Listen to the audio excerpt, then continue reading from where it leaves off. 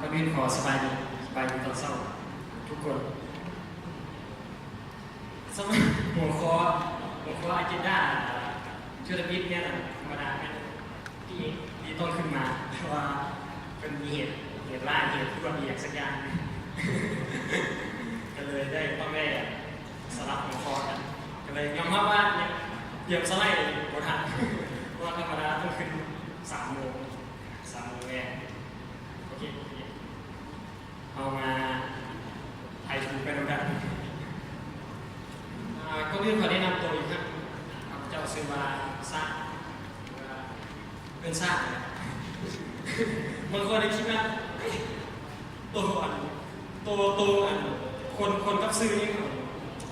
เขากันเลยแต่ว่าปล่อยเรื่องนั้นไปแล้วไม่ต้องสนใจมันข้าพเจ้าเห็นเกี่ยวกับIoT เป็นสตาร์ทอัพ IoT หรือว่าเป็นแกมเมอร์สนใจในพวกพัฒนาเว็บแบ็กเอนด์หรือว่าพวกเป็นแอดมินเซิร์ฟเวอร์ต่างๆเป็น full stack developer ได้และวันนี้เราจะมานำเสนอเกี่ยวกับKubernetes หรือว่าที่เราคุ้นเคยกันนี้ก็คือ K8s และหัวข้อที่เราจะมาว่ากันวันนี้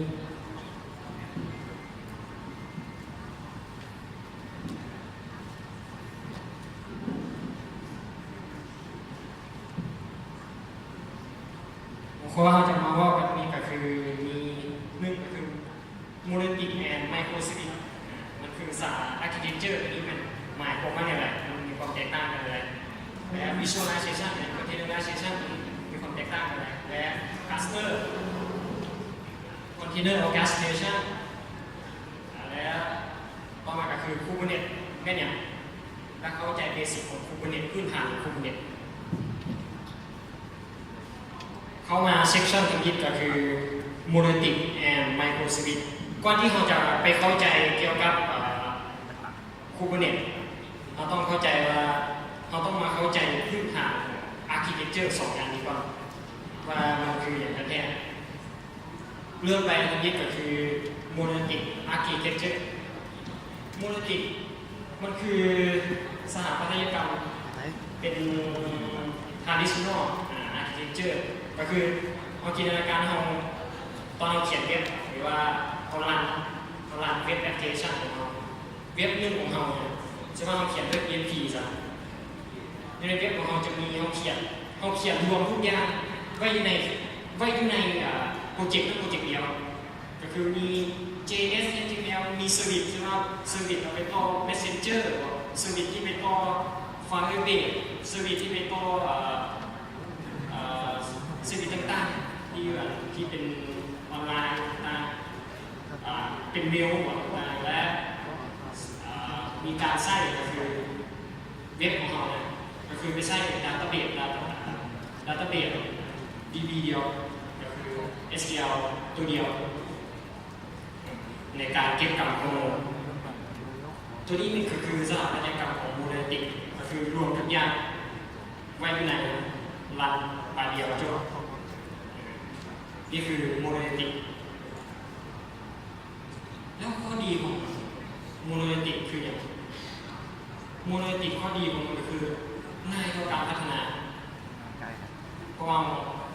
ว่าทุกอย่างมันรวมกันก็คือเราพัฒนาเรื่องจริงโปรเจกต์เดียวก็คือเขียน JS เขียน HTML สื่อต่างๆเขียนเข้าไปอยู่นะง่ายต่อการเทสเพราะว่าเราสามารถเทสเป็น end to end เทสก็คือเทสผ่าน UI ก็คือเริ่มต้นเปิดโปรแกรมมาเทสอย่างเอาป้อนข้อมูลเข้าไปล็อกอินอย่างต่างๆเกิดเลิกนั่นคือ end to end เทสง่ายต่อการเทสโมเดลและง่ายต่อการนำไป deploy ในเซิร์ฟเวอร์เป็นอย่างว่าง่ายย้อนว่าเราสามารถ copy โปรเจกต์ของเราเอาไฟล์โปรเจกต์ไปได้ทุกคนเคยเขียนเว็บด้วย PHP เนาะเอา ไปรันวิสเวอร์เอาโปรเจกต์ของเรา EFT ขึ้นไปเซิร์ฟเวอร์นั่นแหละคืองานเรียนง่ายเท่ากันสกิลคือยังสกิลคือว่าแอปพลิเคชันของเรามันคือมันง่ายแล้วมันมีโหลดหลายๆเราสามารถเอามันมีโหลดบาลานซ์แล้ว copy พวกโปรเจกต์ต่างๆเอาไปรันอยู่ทางหลังของโหลดบาลานซ์หรือก็เพิ่มมาการสกิลแบบ horizontal การสกิลแบบ horizontal แบบx axis ก็คือแกน x การสกิลมันจะมีอธิบายเรื่องการสกิลจะเขาเรียกว่าเป็นมันมีคำว่าสกิลคิวก็คือเป็นคล้ายๆคือเห็นกราฟสองแบบนี้การสกิลมันจะมีแบบว่ามีแกน x แกน y และแกน z การสกิลแกน x ก็คือการ copy พวกโปรเจกต์ต่างๆไฟล์ต่างๆเอาไปรันทางหลังของโหลดบาลานซ์และทางแกน y เนี่ยการแกน y ก็คือการสปินก็คือเนี่ยเอาแต่ละฟังก์ชันของแอปพลิเคชันของเราออกมารันคนละส่วนไปเลยแล้ว y ก็คือการสปินdatabase data source ของเราออกมานั่นคือการสกิลแบบ QR ตัวเรื่องสกิลที่สามารถไปเรื่องคือในสกิล Q เป็นโมเดลเมทอดโลจีแบบแล้วข้อเสียของโมเดลติดเนี่ยถ้าเราจินตนาการตัวเขียนเว็บแอปพลิเคชันที่ด้วย PHP ด้วยโน้ตด้วยอย่างไรแล้วเงินแอปของเรา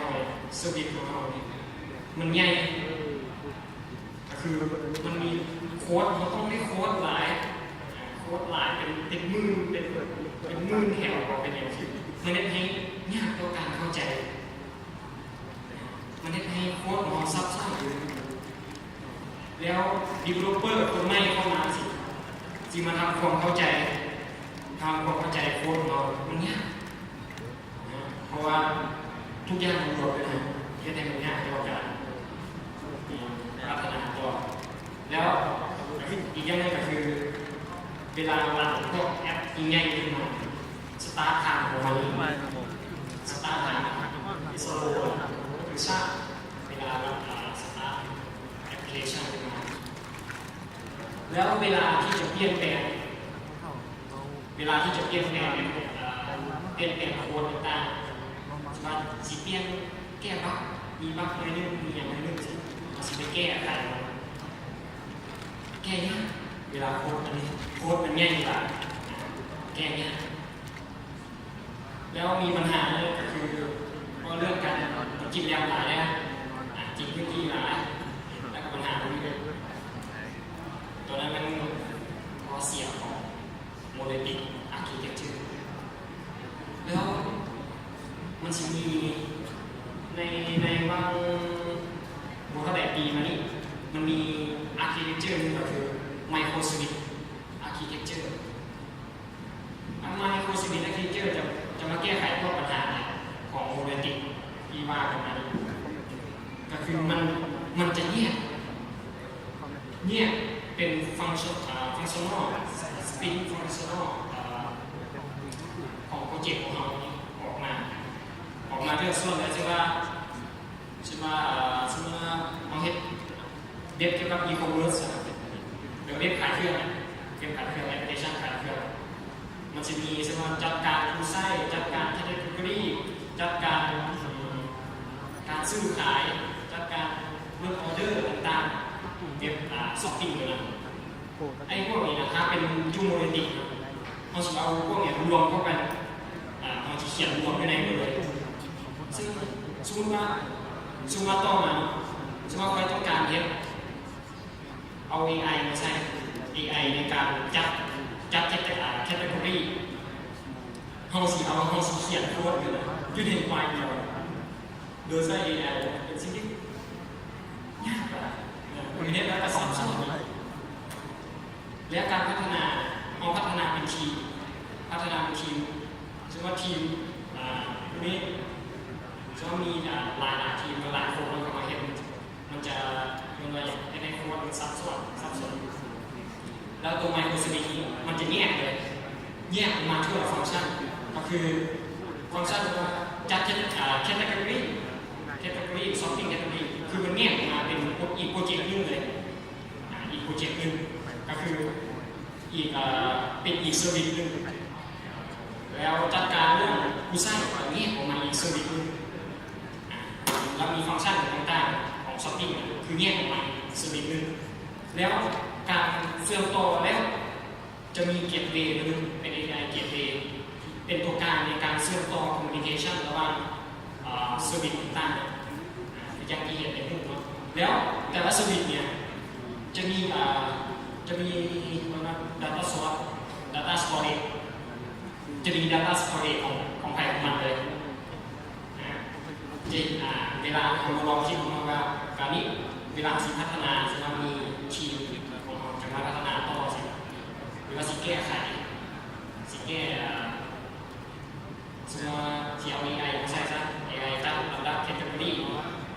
ของการพัฒนาเฉพาะส่วนของ category นะบัวจะเป็นต้องไปอยู่ว่าส่วนอื่นเลยก็คือถ้าเอาซับดาวสวิตตัวนึงสวิตตัวอื่นก็สามารถใช้ได้คือมูลนิธิมาทาซับดาวสวิตตัวนึงนะครับดัตต้าเบสสวิตอื่นก็ใช้งานได้แต่ว่าถ้าเอาซับดาวดัตต้าเบสของสวิตตัวนึงสวิตอื่นก็สามารถใช้ได้ตัวนี้คือไมโครสวิตอาร์คิเทคเจอร์ประโยชน์ของมันก็คือแก้ปัญหาเรื่องความเป็นก็คือความซับซ้อนในต่างๆแต่จะแก้ความซับซ้อนของโมเลกุลเนาะแต่จะเกิดความซับซ้อนอีกอันไม่ขึ้นมาแล้วสวิตเนี่ยมันจะรันเอกราชจะบวกขึ้นตัวกันจะยุ่งของใครของมันแล้วเชื่อมต่อกันด้วยเกมเดย์ต่างๆ API เกมเดย์อาจจะเป็น RESTful API หรือจะเป็นกราฟ SQL กราฟ QL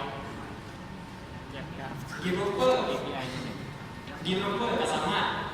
เลือกระหว่างว่าจะเอาเทคโนโลยีมาพัฒนาใช่ไหมผู้นี้ใช่ไหมไอ้พวกบี้หมดสิไอ้พวกบี้มัก PHP ไอ้อ้วนมาไอ้อ้วนสิมักPython หรือว่าไฟมัก Node.js สิก็คือสองภาษาเลยถ้าไปเขียนในMonolithic Architecture มันเห็นกันได้แต่ว่าถ้า Microservice เราสามารถเลือกเลยว่า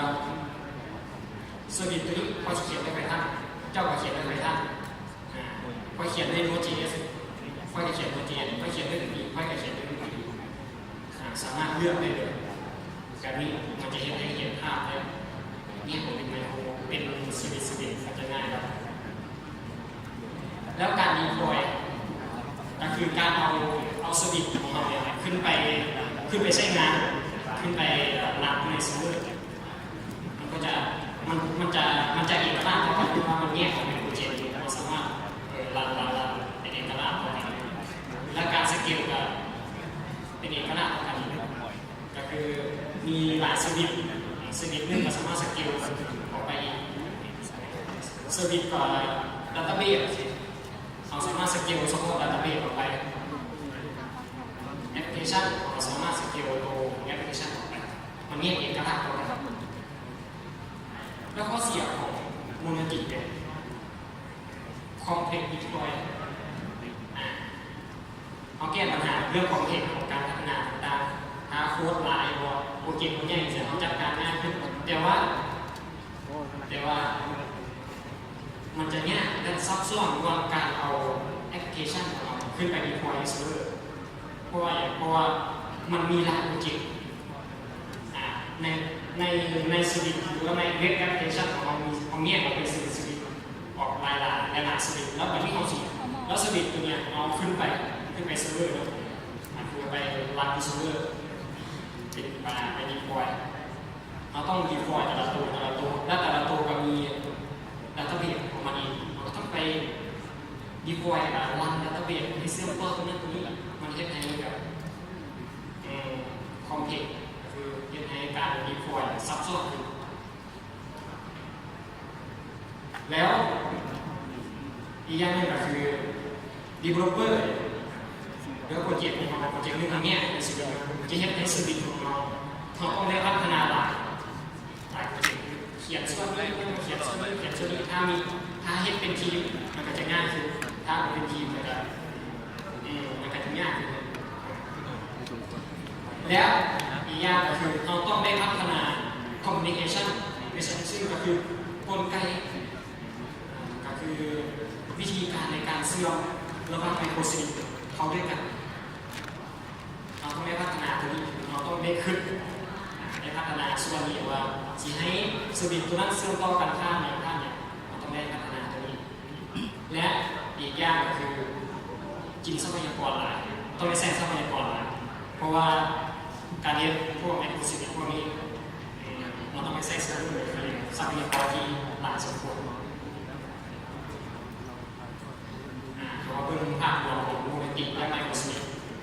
จะเห็นเนาะจะเห็นว่าโมเลกุลจะรวมทุกอย่างได้นะส่วนไมโครสวิตช์จะแยกสวิตช์ต่างๆฟังก์ชันต่างๆออกมาของใครของมันเลยและตัวนี้สไลด์ต่อไปอาจจะโมสุภาพแต่ว่ายังเอาขึ้นก็คือที่เห็นโมเลกุลก็คือเนี่ยไอ้ยังไงก็ไม่รู้นะก็คือนั่นคือโมเลกุลส่วนไมโครสวิตช์เลยก็คือไอ้ตัวที่น้อยเงี้ยเอากองง่ายๆนะเงี้ยกองง่าย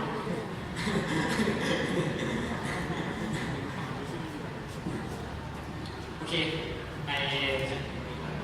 เซสชั่นต่อไปก็คือเราทำความเข้าใจในห้องพูดแล้วว่าโมเลกุลและไมโครสวิตช์เป็นแบบไรเอามาพูดอีกว่า visualization และ containerization มันเป็นแบบไรเรื่องที่ visualization ทุกคนเคยใช้ VM พวกVMware หรือว่าเนี่ยพวกจำลองเป็นเครื่องเซิร์ฟเวอร์ที่เราเคยเรียนพวกเซิร์ฟเวอร์แล้วเราต้องให้มันจำลองพวกเป็นการเรียนต่างๆนั่นแหละคือ visualization visualization มันจะแบ่งเดี๋ยวนี้มันจะแบ่งออกสองคือ host visualization host visualization ก็คือเพิ่มวิวหางเครื่องใส่visualize ก็คือมันเวลาเราเก็บตั้งขึ้นมาซอฟต์แวร์ที่มันเก็บมันจะมี VM Visual VM นึงเราเก็บมามันต้องมี OS มันต้องได้จองแบบมันต้องได้จองพื้นที่มันต้องได้จองคือต้องได้จองพื้นที่ของคอมไว้เนี่ยกินทรัพยากรเพื่อให้เป็นคนเป็นต่อเป็นการอยู่ในแล้วเป็นเครื่องคล้ายๆเป็นคอมเครื่องนึงเลยคอมเครื่องนึงที่อยู่ในคอมเครื่องนึงและ Hypervisual Visualization ก็เรียกว่าเสร็จเป็นดังๆแต่ว่ามันจะมีซอฟต์แวร์ตัวนึงอยู่ตรงนู้นเนี่ยมีซอฟต์แวร์ตัวนึงในการสร้าง VM ขึ้นมาแบบนี้เดี๋ยวนี้เขากำลังใช้สิ่งที่เรียกว่า containerization คืออะไร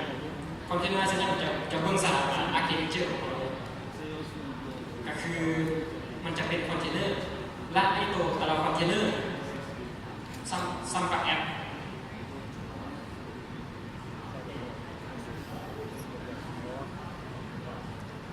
อันนี้ก็คือไอ้แต่ละคอนเทนเนอร์ก็คือมันจะเป็นแอปพลิเคชันของเราที่เราสามารถอยู่ในคอนเทนเนอร์ตรงนี้และไอ้พวกคอนเทนเนอร์จะมีไฟล์ไบนารี่ไฟล์ซิสเต็มของมันอยู่ในนี้แล้วตัวที่จัดการก็คือตัวที่รูปนี้เป็นคอนเทนเนอร์เอนจินที่มันใช้ในการติดต่อให้มันตัวนี้จะเป็น Docker Engine เ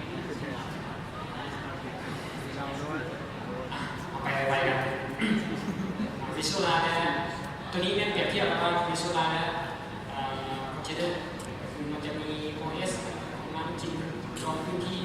ตัวนี้พวกวิชวลแมชชีนแล้วตัวนี้ก็คือเป็นล็อกเกอร์หรือว่าเป็นคอนเทนเนอร์ที่มันจะใช้พวกไลบรารีและหลักในคอนเทนเนอร์จะเป็นแอปอันนี้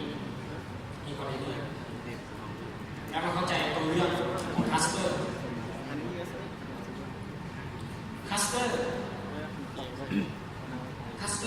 ในคล้ายๆแบบว่าสิ่งเราเอาสิ่งน้อยเนี่ยเอามาประกอบกันเพื่อสิ่งน้อยมาประกอบน้อยเอามาประกอบกันที่มีหน้าที่ซัพพอร์ตเพื่อให้หน้าที่ที่มีจุดประสงค์เพื่อให้จุดประสงค์ในหนึ่งร่วมกันให้สำเร็จตัวนี้เป็นคลัสเตอร์สำหรับทั่วไปความหมายทั่วไปตอนนี้สำหรับ developer ของคลัสเตอร์ก็คือตัวนี้คลัสเตอร์ก็คือหมายถึงการเอาเซิร์ฟเวอร์นี้มาต่อใส่กันเพื่อให้เรียกเป็นจุดประสงค์ก็คือให้เรียกเป็นสวิตช์ตัวนี้เป็น database cluster database ก็คือเอาเซิร์ฟเวอร์หลายๆหน่วยมาโกดีบีบนไมซ์แคร์ต่างๆหลายเซิร์ฟเวอร์แล้วไอ้พวกเซิร์ฟเวอร์รวมกันเป็นกลุ่มของเซิร์ฟเวอร์แล้วไอ้กลุ่มพวกเนี้ยเฮ็ดหน้าที่เฉพาะคือให้บริการเป็นบนโคดีบีคือเป็น database ก็คือสักคำว่าไอ้กลุ่มพวกนี้เป็นคอมพิวเตอร์เครื่องเดียวนั่นคือการเฮ็ดคลัสเตอร์เพื่อการเฮ็ดคลัสเตอร์จะช่วยในการรวมบาลานซ์ต่างๆสำหรับมีการรีเควสเข้ามาหลายเวลามีคอนเนคชั่นเข้ามาหลายมันจะแบ่งหน้าที่กับเกี่ยวกับคอนเนคชั่นไปแต่ละเซิร์ฟเวอร์มันเรียกให้แอปพลิเคชันของเราหรือว่าแอปพลิเคชันของเราไม่พออยู่และเราลงระบบอื่นประมาณนี้อันนี้คือหมายของคลัสเตอร์แล้วคลัสเตอร์ออบเจกต์ในการเห็นคลัสเตอร์มันจะมีอยู่สองส่วนหลักๆก็คือ master และ worker master ก็คือตัวที่เป็น endpoint และเป็นตัวที่จัดการเกี่ยวกับเรียกใน worker เห็นเรียกต่างๆสมมติเราสื่อสารแอปพลิเคชันเรียกสมมติรันเว็บตัวนึงสิสมมติอันนี้ work page นะที่รันเว็บ work page อันนี้ work page มองแล้วเห็น cluster work page อันนี้ก็เป็น work page แล้วตัวนี้เป็นตัวกระจายลงสมมติมีคนเอาผ่านอินเทอร์เน็ตเอาเซิร์ฟผ่านอินเทอร์เน็ตปุ๊บสิ่งกระจายมาตัวนี้ความสิ่งกระจายตัวนี้ความหมายมาสเตอร์มีมาสเตอร์และมีเวิร์กเกอร์โอเคเนาะแล้วก็มาเข้าใจมาสเตอร์แล้วมาเข้าใจโดยสิ่งที่เรียกว่า container orchestration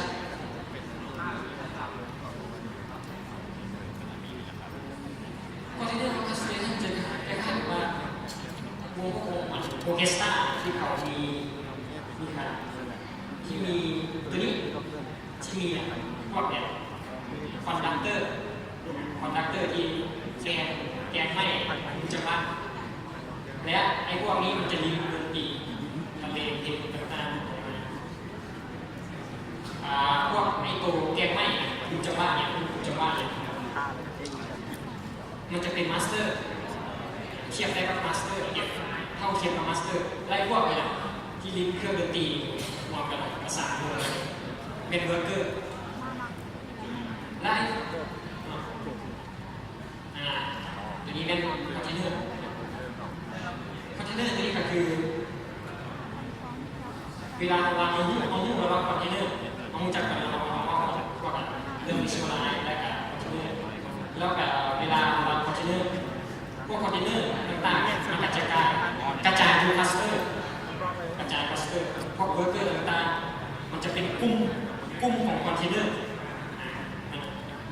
ของคลัสเตอร์เป็นกลุ่มของคอนเทนเนอร์ที่อยู่ในเวิร์กเกอร์ต่างๆกระจายอยู่ในคลัสเตอร์นี่เป็นคอนเทนเนอร์ orchestration เป็น กลุ่มของคอนเทนเนอร์ที่รันแอปพลิเคชันพวกนี้แล้วตัวมันมีซอฟต์แวร์หรือว่าเป็นแพลตฟอร์มที่ใช้ในการเรียกพวกคอนเทนเนอร์ของการสเตชันนี้ย้อนไปประมาณ3 ปีกว่ามันจะมีพวกนี้ไอ้ตัวนี้คือ Docker Swarm ถ้าใครเคยใช้เคยลองมันมี Docker Swarm ในการเรียกพวกคอนเทนเนอร์ของการสเตชันพวกนี้ในการเรียกคลัสเตอร์ก็จะใช้ตอนนั้นผมจะใช้ตัวนี้จะดังเลยตัวนี้จะดัง Docker Swarm แล้วต่อมาเดี๋ยวนี้ก็คือ Kubernetes หรือว่า K8s ที่เราจะบอกถึงกันที่เราเกินกันมายังไม่ได้เขาว่า Kubernetes เป็นอย่างไรแต่ว่าให้ผู้พื้นฐานว่าก็สิมาเป็น Kubernetes อย่างพวกนี้มันต้องเป็นผู้คนมันต้องมีความหมายไงและไอ้ตัวนี้ Kubernetes จะเป็นซอฟต์แวร์เป็นแพลตฟอร์มที่ใช้ในการจัดการพวกคอนเทนเนอร์คัสเตอร์หรือการเรียนคัสเตอร์การเรียนคอนเซปต์โอเคมาเข้าที่ Kubernetes ไม่เนี่ยบอกกันมาหลายๆทีนี้ยังไม่ได้บอกว่า Kubernetes ไม่เนี่ยเกินไปเพราะว่าเราต้องพูดตัวนั้นก่อนเราจึงจะมาพูดว่า Kubernetes ไม่เนี่ยอะไรสโลแกนของKubernetesที่มันแปะไปในเว็บเลยว่า Kubernetes เป็น open source สโลแกนย่างเชิงเป็น Kubernetes เป็น open source ที่ใช้เป็นพวกautomate พวก deployment scale dominate พวก container พวกง่ายๆก็คือ Kubernetes เป็นตัวที่ใช้จัดการ container ที่อยู่ใน clusterกันเหมือนว่าเอาลองกันคิดดูว่าเราสิไปรันคอนเทนเนอร์หรือว่าใช้ Docker รันคอนเทนเนอร์อยู่ในคลัสเตอร์มันมีกระจายแต่ละโนดแล้วให้มีแพลตฟอร์มในการmanage พวก manage สเกลต่างๆสเกลพวกคอนเทนเนอร์อยู่ในคลัสเตอร์คุมเนี่ยเขาจะใช้คุมในการ manageคอนเทนเนอร์จะเป็นคลัสเตอร์นะนั่นคือ Kubernetes ฟิวเจอร์ของมันจะมีการแยกโหลดบาลานซ์สวิตของมันคือโหลดบาลานซ์ในตัวเลยบวกต้องการพวกฮาร์ดแวร์หรือว่าโหลดบาลานซ์หรือว่าสตอเรจพวกออโตเมตหรือว่าพวกการเซลล์เฮลิ่งต่างๆนี้ที่มันมากับคลัสเตอร์นะแล้วไอ้ Kubernetes ที่เขาเอิ้นอย่างเงี้ยกันก็มา K8s ง่ายเพราะว่าอยู่กึ่งกลางระหว่าง K กับ Pod กับ S มันมี8ตัวเลย18 K8s ง่ายนะมาเข้าใจเรื่องเล็กๆน้อยๆของ Kubernetes เลยเรื่องพื้นฐานK8s Component นี่เป็นเรื่อง K8s K8s มันจะมี Master Node Master component มันมี Master component และ Worker component Master component มันจะมีพวก Cookie ไงพวก Cookie Controller Manager Cookie Scaler Cookie จะมี Node component จะมีพวกContainer Runtime Container Runtime จะมีสำหรับ Docker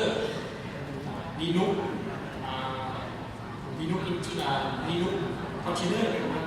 แต่ว่าส่วนใหญ่ใช้ Docker กันแล้วคูบี้Oxy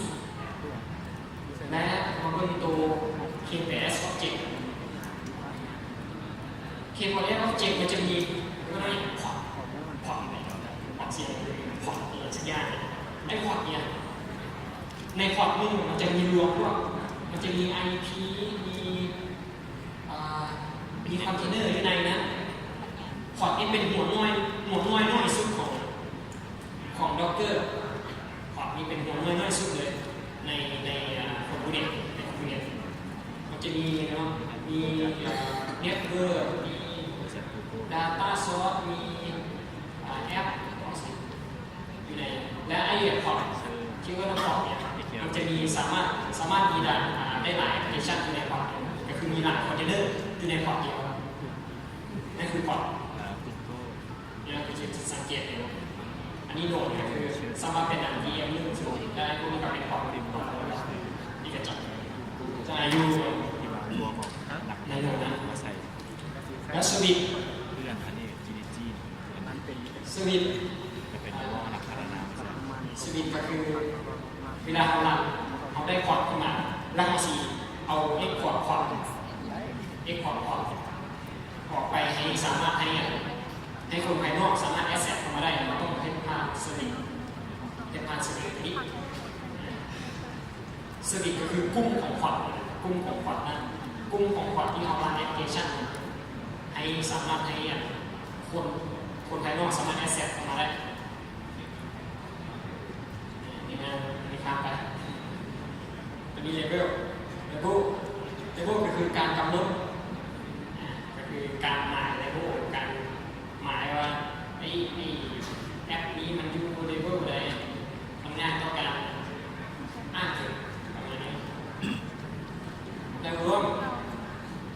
ตัวนี้หมายถึง Data ซึ่งว่าพวก Data ที่อยู่ข้างนอกจะเป็น local storage หรือว่าเป็น Data storage อยู่ในคลาวด์ตัวนี้เป็นว่าเพราะว่าเวลาพอร์ตเนี่ยเวลาถึงคิวโปรเซสออกไปเวลาคิวโปรเซสออกไปนี้ Data ตั้งที่เราเก็บมันไม่ได้เก็บ Data จะหายไปซ้ำเราต้องไปเก็บต้องมีความเก็บข้อมูลเอาไว้และการ namespace เวลาพัฒนาอยู่ใน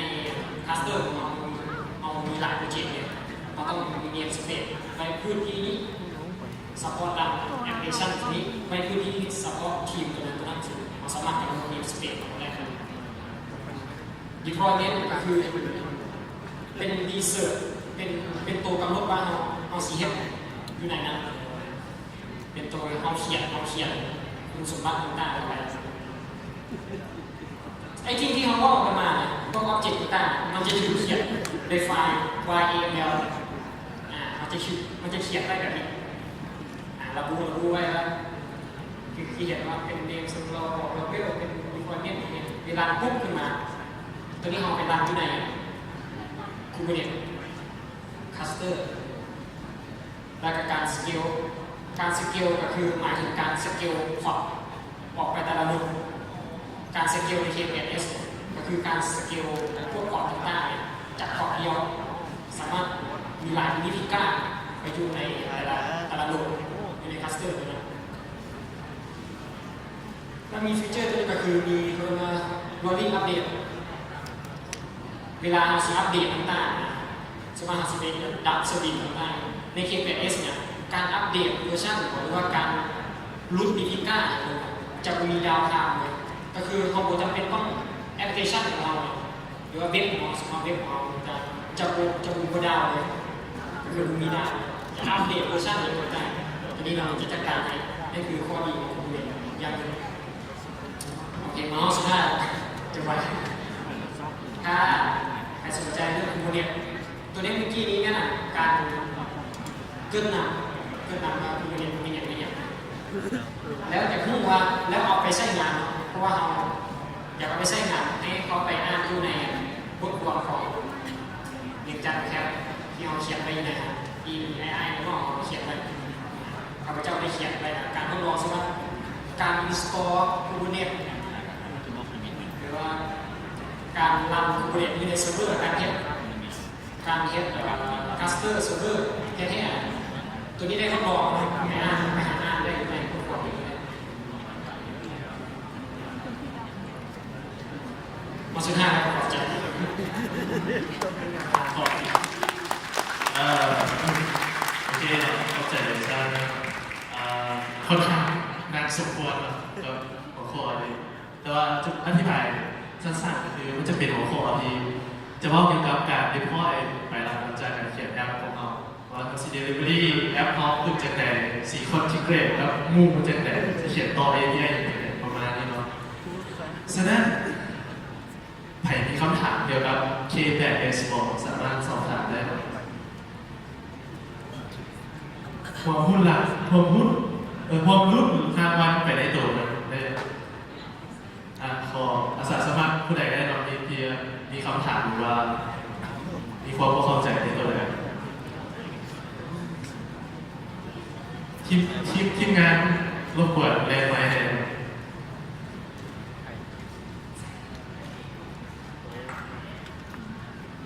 ก็ยืนไปได้ที่บอกเขาเห็นข้อดีของตัวพลาสเตอร์เนาะเพราะว่าปัจจุบันนี้แอปพลิเคชันต่างๆนะครับ standalone มันเนาะก็คือของมันพลาสเตอร์คือมันจะรวมแต่ละแอปพลิเคชันไปอยู่ในกันวันนี้คำถามก็คือว่า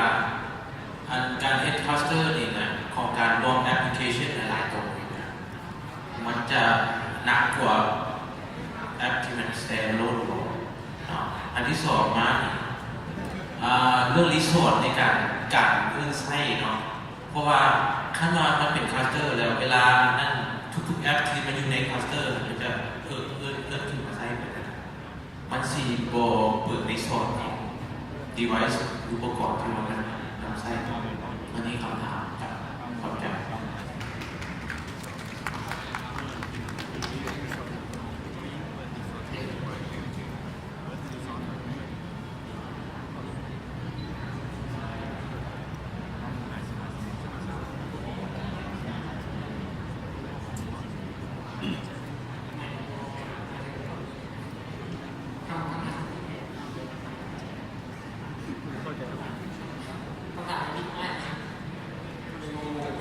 เพราะเป็นคลัสเตอร์บอกมันจะเป็นการรวมหลายๆแอปพลิเคชันนะคือว่าจะ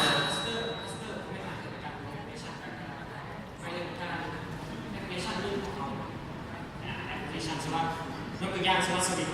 มันพูดดีๆหรือว่าไม้สเกลสั่งง่ายไม้สเกลแล้วไม้สเกลมันมีโหลดนะจะมีหลายคอนเนคชั่นกันจะมีคนใส่เป็นล่างเป็นตื้อเป็นอย่างนั้นเข้ามาแอสเซทในดัตต้าเบสไม่ได้ในดัตต้าเบสเนาะอันนี้คอนเนคชั่นเป็นยังไงมันสร้างก่อนและจากนั้นเราจึงเห็นคลัสเตอร์คือการเอาเซิร์ฟเวอร์ที่เซิร์ฟเวอร์1 2 3 4 5และแต่ละเซิร์ฟเวอร์ลง MySQL ลง MySQL หลังจากนั้นลง MySQL เอาพวกนั้นมาต่อกันให้กลายเป็นเซอร์วิสเดียวเทียบพร้อมกันกระจายลงก็หมายถึงคือ cloud server ประมาณ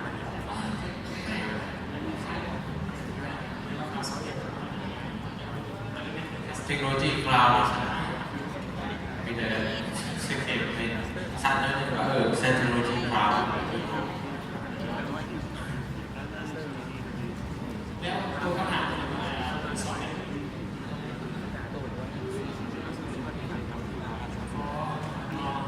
ตัวนี้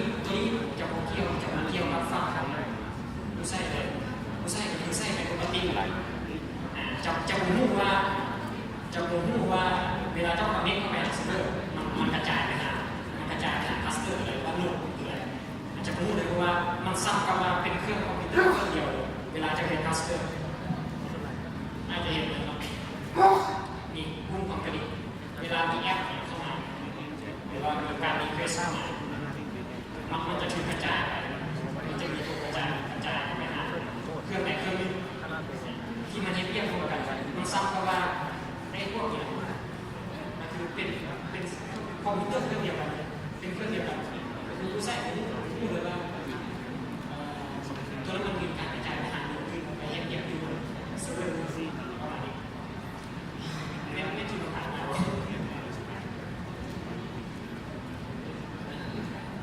ถ้าว่า